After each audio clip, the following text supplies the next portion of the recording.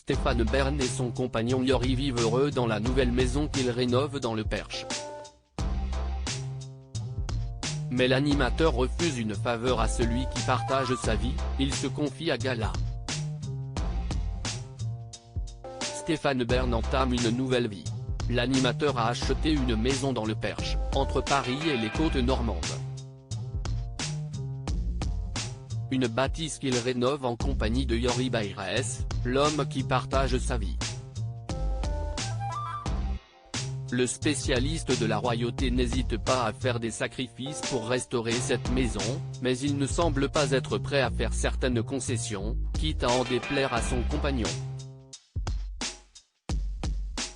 Un rêve que Stéphane Bern ne veut pas offrir à son conjoint. L'animateur télé et radio et son compagnon se sont entretenus avec Gala, dans le Perche.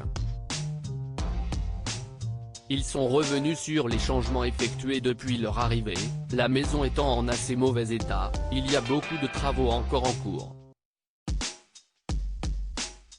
Cependant, le couple a réussi à aménager le lieu pour qu'il soit plus agréable. Depuis que je suis là, on a acheté un barbecue, on a aménagé un endroit pour déjeuner dehors et un coin salon avec un canapé confortable pour regarder la télévision. Avant, il n'y avait rien, on était assis sur une sorte de banc d'église, révèle Yori Bayrès. Si tout a été fait pour que cette maison soit plus conviviale, Stéphane Bern refuse toujours d'ajouter un équipement que son compagnon réclame pourtant. Je n'ai pas réussi à convaincre Stéphane pour la piscine dont je rêve, affirme-t-il. Peut-être finiront-ils par trouver un accord quand les rénovations auront bien avancé. Une maison achetée pour un prix dérisoire. Cette demeure dans le Perche est un vrai coup de cœur pour l'animateur du service public. S'il avoue qu'elle lui a coûté assez cher, il est fier de son investissement.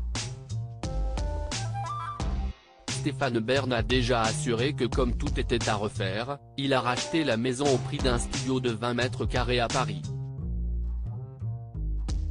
Un assez bon investissement, même s'il doit se séparer de certains de ses biens pour pouvoir continuer à payer les rénovations. Il avait par ailleurs refusé toutes les aides publiques et les subventions pour les travaux. Un investissement sur le long terme qui ne semble pas lui faire peur.